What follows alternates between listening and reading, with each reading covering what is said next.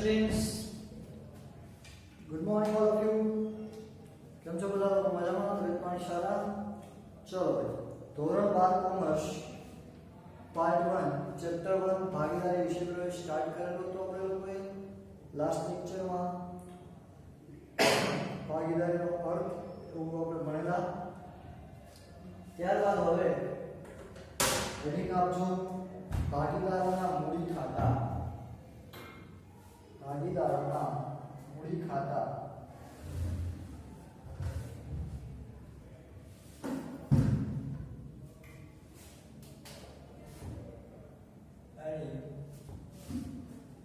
ભાગીદારોના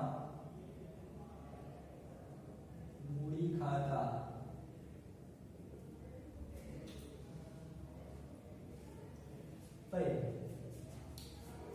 ભાગીદારો તમે ધોરણ 11 ની અંદર તો આમોમાં ભણતા ધંધાનો માલિક 5 લાખ રોકડા લાવી ધંધો શરૂ કર્યો એની આમનોંધ કરતા. રોકડ ખાતે ઉધાર તે મૂડી ખાતે જમા. તો આ મૂડી ખાતું કોનું? તો કે ભાગીદારો. ભાગીદારો ક્યાં લઈ આવો ને ભાઈ, બરાબર? તો મૂડી કોની થઈ? ભાગીદારની. તો એને મૂડીનું ખાતું બનાવવાનું છે, બરાબર? ત્યાં ધંધાનો એકલો માલિક હતો, અહીંયા 2 ભાગીદારો હશે, 3 ભાગીદારો હશે, 5 ભાગીદારો હશે. એ મૂડી લઈ આવશે તો એનું ખાતું બનાવવાનું છે. તો ભાગીદારી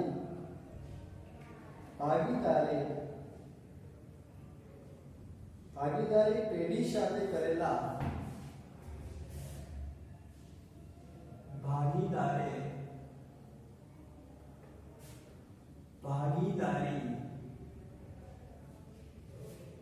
પેઢી સાથે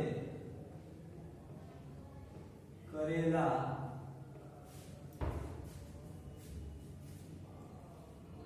વ્યક્તિગત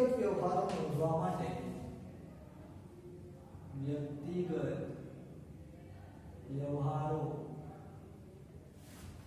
નોંધવા માટે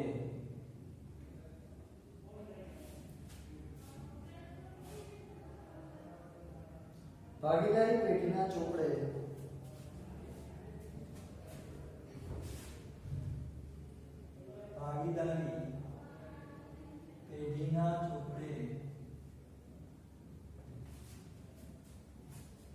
દરેક ભાગીદારનું મૂડી ખાતું તૈયાર કરવામાં આવે છે. દરેક ભાગીદારનું મૂડી ખાતું તૈયાર કરવામાં આવે છે.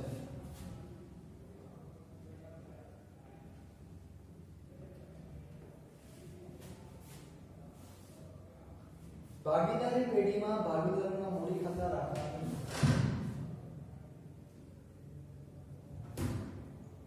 ભાગીદારી પેઢીમાં ભાગીદારોના મૂડી ખાતા રાખવાની મુખ્ય 2 પદ્ધતિઓ છે.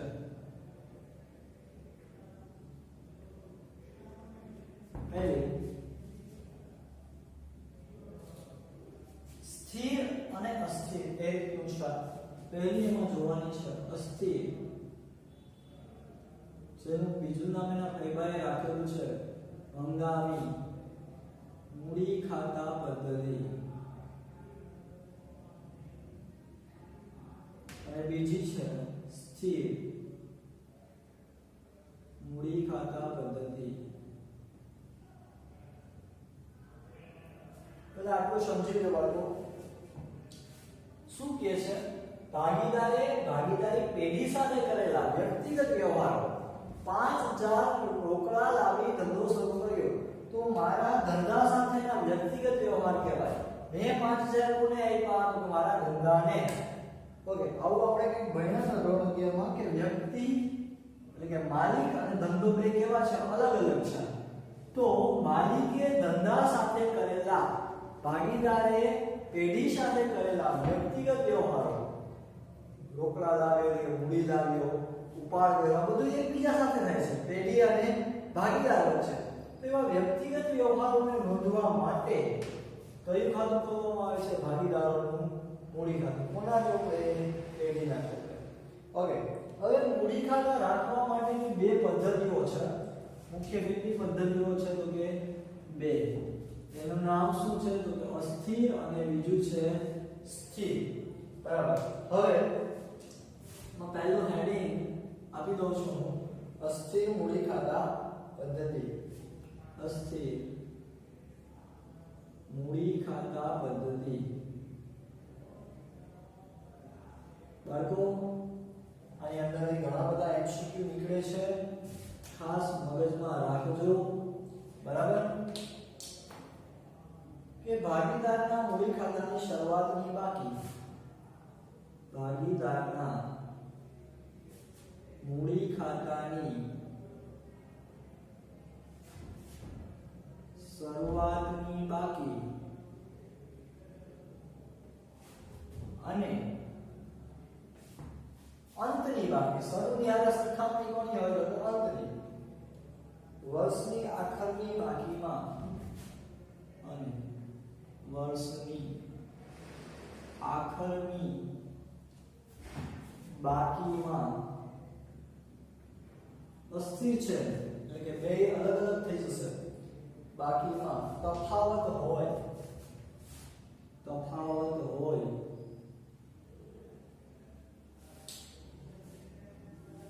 તેવા મૂડી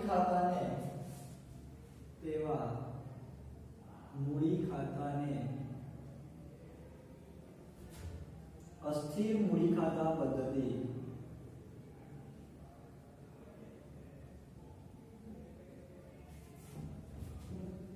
કહેવામાં આવે છે.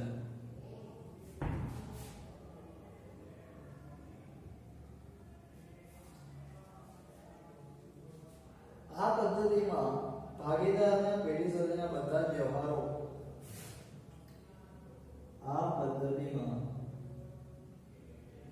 ભાગીદારના પેઢી સાથેના બધા જ વ્યવહારો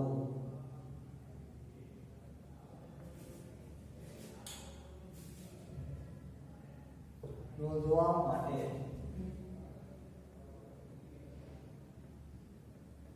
ફક્ત મૂડી ખાતું જ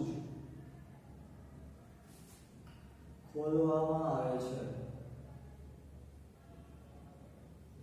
ખૂબ જ અગત્યની વસ્તુ કઈ છે બાળકોમાં જો કે ભાગીદારના મૂડી ખાતાની શરૂઆતની બાકી અને વર્ષની આખરની બાકીમાં તફાવત હોય એટલે એનું નામ શું રાખ્યું છે? અસ્થિર. એટલે કે વર્ષની શરૂઆતમાં ભાગીદાર પાસે મૂડી 5 લાખની હોય, વર્ષના અંતે તો કે વર્ષ આખામાં તો ઘણા બધા વ્યવહારો થયા હોય ધંધા અને માલિક વચ્ચે. બરાબર. માની લો કે ભાગીદારને કમિશન મળ્યું હોય તો એના રૂપિયા વધે, મૂડી વધે. ઉપાડ કર્યો તો મૂડી ઘટે, મૂડી વ્યાજ મળ્યું હોય તો મૂડી વધે, ઉપાડ વ્યાજ ચૂકવ્યું હોય તો મૂડી ઘટે. બરાબર. તો ભાગીદાર અને ધંધા વચ્ચે ઘણા વ્યવહારો થાય વર્ષ દરમિયાન. તો શરૂની બાકી અને વર્ષની આખરની બાકી એટલે અંતની બાકીમાં શું જોવા મળે? તફાવત. એટલે મૂડીમાં વધઘટ જોવા મળે. ઓકે, તો તેવા મૂડી ખાતાને શું કહેવાય? અસ્થિર મૂડી ખાતા પદ્ધતિ કહેવાય. આ પદ્ધતિમાં ભાગીદારના પેઢી સાથેના બધા જ વ્યવહારો નોંધવા માટે ફક્ત મૂડી ખાતું જ ખોલવામાં આવે છે. એટલે કે કોની વચ્ચેના વ્યવહારો? ભાગીદાર અને પેઢી સાથેના વ્યવહારો. ઓકે, ચલો ભાઈ, સૌથી પહેલા મૂડી ખાતા બે પદ્ધતિઓ, અસ્થિર અને સ્થિર. જેમાં અસ્થિર મૂડી ખાતા પદ્ધતિ કોને કહેવાય? તો કે જે પદ્ધતિમાં વર્ષની શરૂની બાકી અને વર્ષની અંતની બાકી એટલે કે આખરની બાકી વચ્ચે તફાવત જોવા મળે તો તેવી પદ્ધતિને અસ્થિર મૂડી ખાતા પદ્ધતિ કહે છે. ચલો હવે એનો નમૂનો જોવાનો છે મૂડી ખાતાનો. ઓકે, જોઈએ નમૂનો. ક્લાસમાં નમૂના હોય એ નમૂનો નહીં હો ભાઈ. મૂડી ખાતાનો નમૂનો જોવાનો છે, દોરવાનું છે મૂડી ખાતું. બરાબર, તમારા માટે હવે પ્રેક્ટિકલ એટલે કે અકાઉન્ટમાં પ્રેક્ટિકલ ખાતા કેમ બનાવવા ભાગીદારો વચ્ચે, અને આના ઉપરથી ઘણું બધું શીખવા મળશે. મૂડી ખાતું બધા જ ચેપ્ટરમાં આવશે. આ ચેપ્ટરમાં આવશે, વાર્ષિક હિસાબમાં આવશે, પ્રવેશમાં આવશે, નિવૃત્તિમાં આવશે, ઘણી જગ્યાએ આવશે. ઓકે, તો ખાતું બનાવી આપણે લોકો.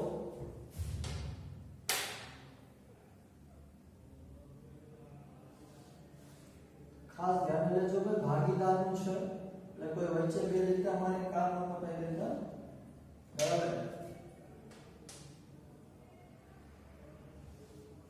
તારીખ, વિગત અને ભાગીદાર છે જે એક કરતા વધારે હોય. બરાબર, તો ભાગીદારોના નામ,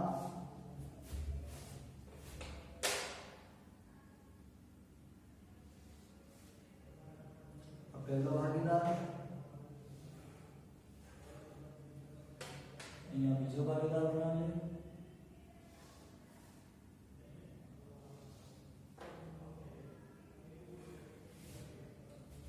બોર્ડ પર દોરાવો એટલે શું, પહેલી વાર છે તમારી સામે, અને બધા લોકોને આ મૂડી ખાતું જોડતા આવડવું જોઈએ. દરેક ચેપ્ટરમાં આવશે જ. ઘણા લોકો કે સાહેબ આ ઊભા પેજનું નામ આડું દોરીએ તો ન ચાલે. યાદ રાખજો, તો ન ચાલે. ઓકે, સીધા પેજમાં રેગ્યુલર જ દોરવાનું રહેશે. પહેલી તારીખની કોલમ હાશિયામાં જવા દેવાની, કોઈ પ્રોબ્લેમ નથી, પણ દોરવાનું સીધું છે. આ ફોર્મેટ છે, પછી તો રકમ લખવી પડશે, એટલે કે આ રકમના ખાનામાં.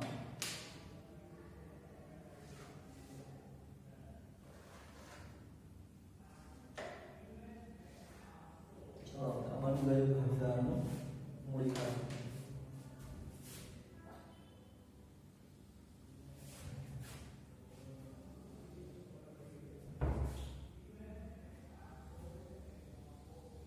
આ ઉપરની લાઈન છે ને બે લીટી વચ્ચે રાખો. આ પહેલી લાઈન, બીજી લાઈન, આવી રીતે. હેડિંગ ભાગીદારોના મૂડી ખાતા. ભાઈ કઈ પદ્ધતિ મુજબનું મૂડી ખાતું હશે? આ અસ્થિર, એની શોર્ટ નોટમાં લખો છો આ બધું. પહેલી કોલમ તારીખ,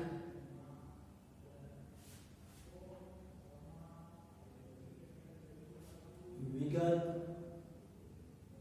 ભાગીદાર A, ભાગીદાર B, એટલે કે પહેલો ભાગીદાર, બીજો ભાગીદાર, કોઈ પણ નામ હોઈ શકે. ત્યારબાદ તારીખ, વિગત, A ભાગીદાર અને B ભાગીદાર. ક્યાં ABAB બે વાર લખ્યા? કલાકારો દરેક ખાતાની બે બાજુઓ હોય, એક જમા અને એક ઉધાર. આ છે જમા બાજુ અને આ છે ઉધાર બાજુ. ચલો, આ ખાતાનું ફોર્મેટ છે, એટલે એક્ઝેક્ટ આમ જ છે ને અંદર લખવાનું છે. ઓકે, ભાઈ મૂડી હંમેશા શું હોય? જમા હોય. બરાબર, તો અહીંયા હું લખીશ લાવ્યા, એટલે કે બાકી આગળ લાવ્યા. ભાઈ મૂડી હંમેશા જમા હોય, સરવાળે બાકી. મૂડી ખાતાની શરૂની જમા બાકી. અહીંયા બી હું લખું છું લાવ્યા. અહીંયા મૂડી ખાતાની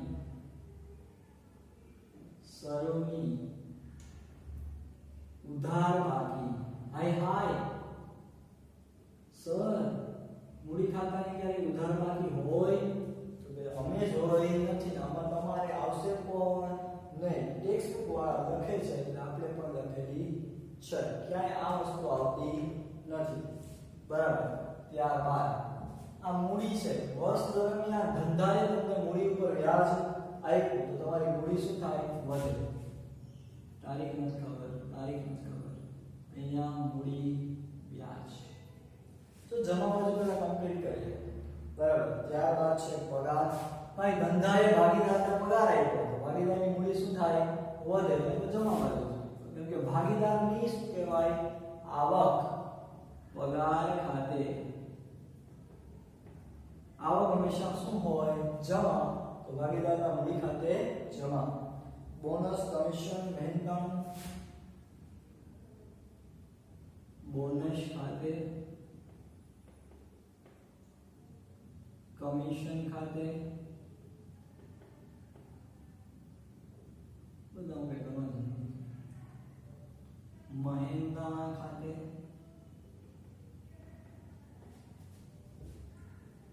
નન્નું ફાળવણી ઓકે હવે ઉધાર બાજુ ભાઈ ભાગીદારની મૂડી હોય જમા બાજુ અને ભાગીદાર ઉપાડ કરે તો મૂડી શું થાય ઘટે એટલે કે જમામાંથી ઘટીને ઉધાર પણ એ ઉધારનો વિગત શું છે ઉપાડ ખાતે તમને બધાને ખબર છે ઉપાડ ખાતા હંમેશા ઉધાર ઓકે ઉપાડ ખાતે પછી માની લો કે ભાગીદારે ઉપાડ પર શું ચૂકવવું પડશે વ્યાજ તો ઉપાડ વ્યાજ ભાગીદાર માટે શું કહેવાય તો કે ખર્ચના ખાતા હંમેશા ઉધાર ઉપાડ વ્યાજ ખાતે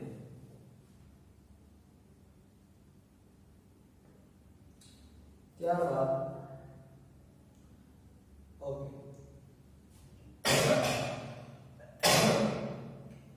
ભાઈ આ છે તમારું મૂડી ખાતું ભાગીદારને આવક થાય એટલે કે ધંધો ભાગીદારને વ્યાજ આપે તો જમા ધંધો ભાગીદારને પગાર આપે તો ભાગીદારની આવક જમા બોનસ આપે તો ભાગીદારની આવક જમા કમિશન આપે ભાગીદારની આવક જમા મહેનતાણું આપે કોને આ બધું મળે કોને ભાગીદારને એટલે ભાગીદારના મૂડી વધે આવક થાય આવકના ખાતા હંમેશા જમા ત્યારબાદ ઉપાડના કારણે મૂડી શું થાય ઘટે હું 5 લાખ ધંધામાં લઈ આવું એમાંથી 1 લાખ લઈ જાઉં તો મૂડી કેટલી થઈ ગઈ ધંધામાં 4 લાખ એ ઉપાડ પર વ્યાજ જેમ ધંધો મૂડી ઉપર વ્યાજ આપે છે ભાગીદારને આવક થાય તો ભાગીદાર ઉપાડ કરીએ તો ભાગીદારે પણ ધંધાને શું ચૂકવવું પડે વ્યાજ તો ભાગીદાર માટે ઉપાડ વ્યાજ ખર્ચ ને ખર્ચના ખાતા હંમેશા ઉધાર વર્ષ પૂરું થાય બરાબર તો નફો કે નુકસાન થાય બરાબર ઈ જે નફો કે નુકસાન થાય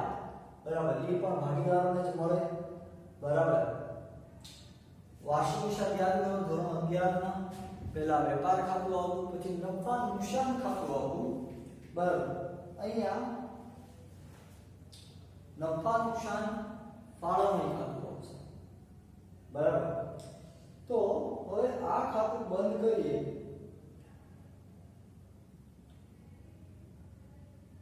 બરાબર અને નફો ક્યાં લઈ જવાનો હોય તો કે નફા નુકસાન ફાળવણી ખાતે ઓકે નફો હોય તો હંમેશા જમા નન્નું ફાળવણી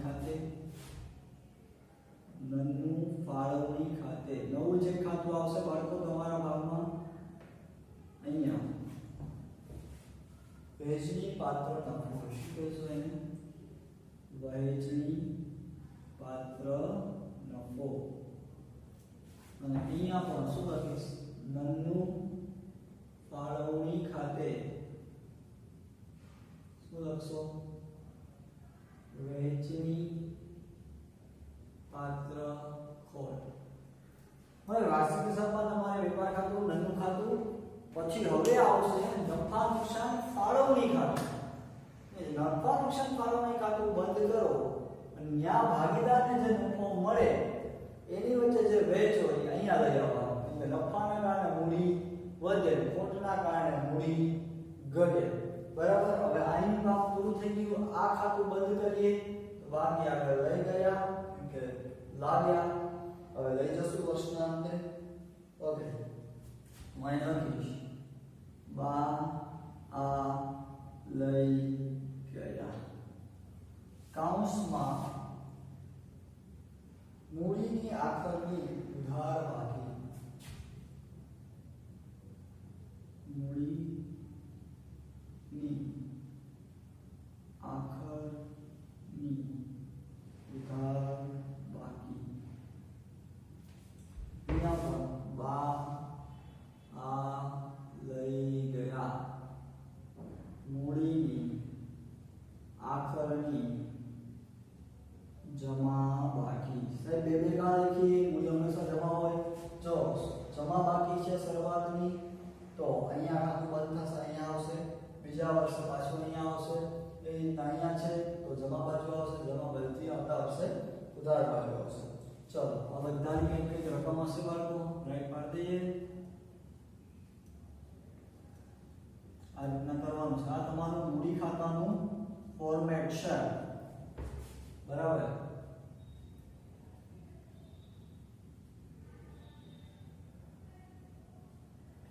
અને લાસ્ટમાં ટોટલમાં 2 લીટી ફરજિયાત.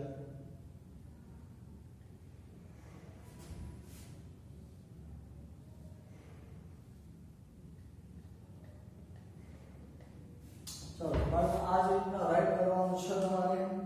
આ હતું ભાગીદારોના મૂડી ખાતા કઈ પદ્ધતિથી સ્થિર કે ભાગીદારે કહેલા ધંધા સાથેના વ્યક્તિગત તમામ વ્યવહારોને એક જ ખાતામાં, કયા ખાતામાં, કે મૂડી ખાતામાં નોંધવામાં આવે તો તેને શું કહેવાય? અસ્થિર મૂડી ખાતા પદ્ધતિ. બધા સ્ક્રીનશોટ પાડી લેજો. આ જ રીતના લખવાનું છે બધા લોકોએ. ઓકે ચલો એટલે સ્ક્રીનશોટ પડી ગયો હશે તો આગળ વધીએ આપણે લોકો.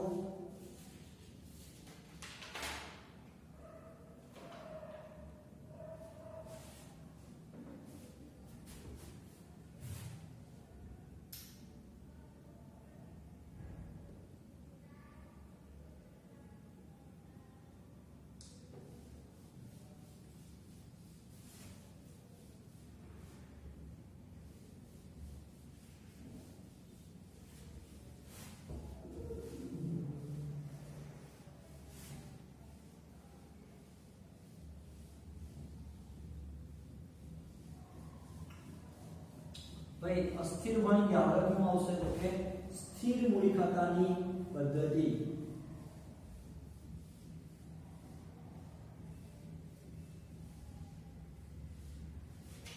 ચલો જોઈએ સ્થિર. ભાઈ તો અસ્થિર હતું તો એને બીજું શું કહેતા? અંગાર. તો અહીંયા શું બીજું સ્થિર એટલે જેને કહેતો અમે કાયમી મૂડી ખાતાની પદ્ધતિ.